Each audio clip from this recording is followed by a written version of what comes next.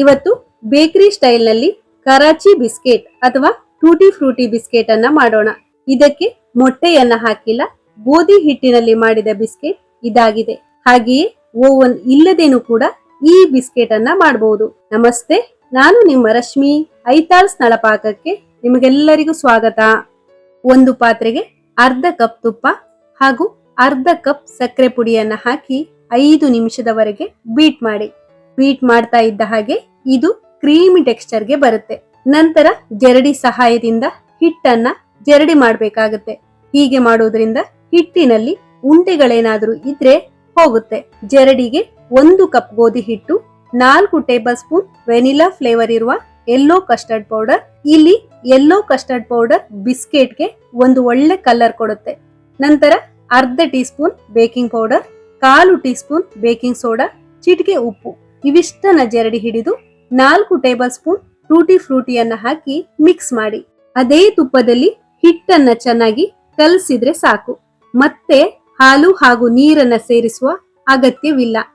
ಈ ಹಿಟ್ಟು ಉಂಡೆ ಹದ ಬರಬೇಕು.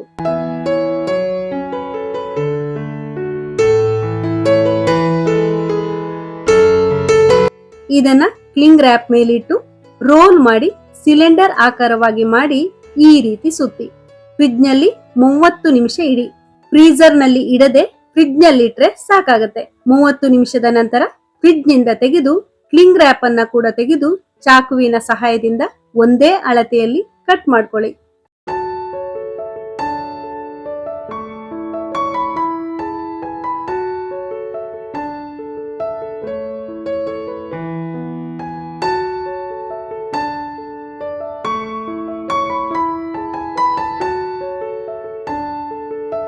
ಕೇಕ್ ಟಿನ್ನೊಳಗೆ ಬಟರ್ ಪೇಪರ್ ಅನ್ನಿಟ್ಟು ಅದರ ಮೇಲೆ ಬಿಸ್ಕೆಟ್ ಅನ್ನ ಜೋಡಿಸಿಡಿ.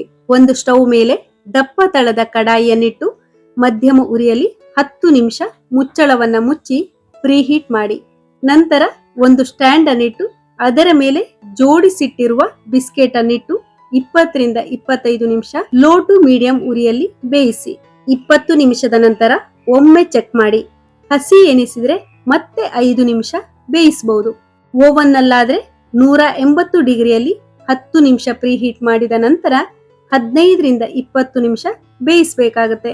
ಈಗ ಗರಿಗರಿಯಾದ ಟೂಟಿ ಫ್ರೂಟಿ ಬಿಸ್ಕೆಟ್ ತಯಾರಾಗಿದೆ. ಇದನ್ನ ಬಿಸಿ ಬಿಸಿ ಇದ್ದಾಗಲೇ ತೆಗಿಬಾರದು. ಆರಿದ ನಂತರ ಬಟರ್ ಪೇಪರ್ ನಿಂದ ತೆಗೆಯಿರಿ. ಕುಕೀಸ್ ಸಾಫ್ಟ್ ಆಗಿರುತ್ತೆ. ನೋಡೋದಕ್ಕೆ ಎಷ್ಟು ಕಲರ್ಫುಲ್ ಆಗಿದೆಯೋ ತಿನ್ನೋದಕ್ಕೂ ಕೂಡ ಅಷ್ಟೇ ರುಚಿಯಾಗಿದೆ.